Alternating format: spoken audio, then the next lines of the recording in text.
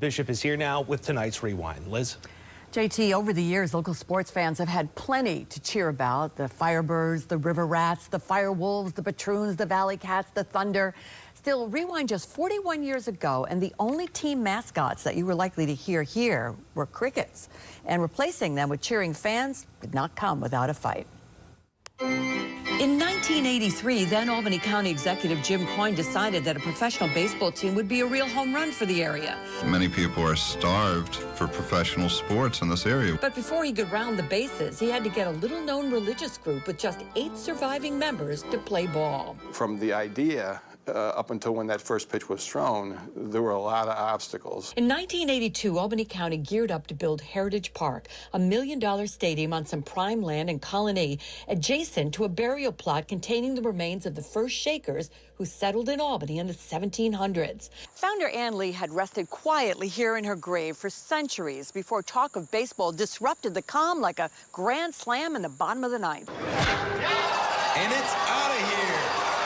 As the story goes, her grave was positioned, several hundred yards from where home plate was going to be. Critics feared her remains would be dug up for a dugout, and so began the tug-of-war between holy ground and ground balls.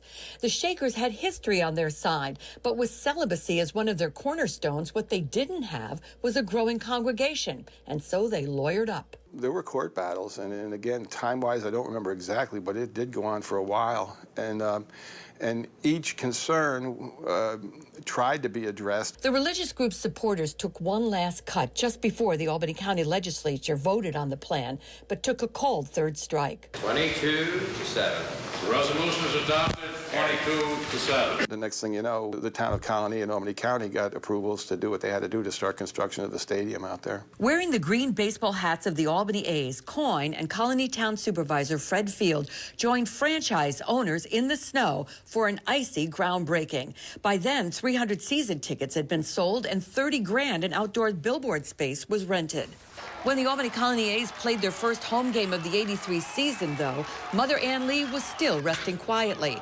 Heritage Park was not ready, and the game took place at Bleecker Stadium in Albany. The irony is, Ann Lee was here long before minor league baseball, and now long after. Symbolically, I guess they're standing and the stadium went away. Here we are years later. The stadium was torn down in 2009 after just 10 years of play ball.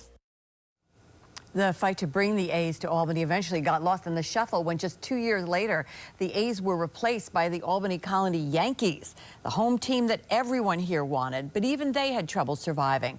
While they started out playing to big crowds, they were gone within 9 years. JT?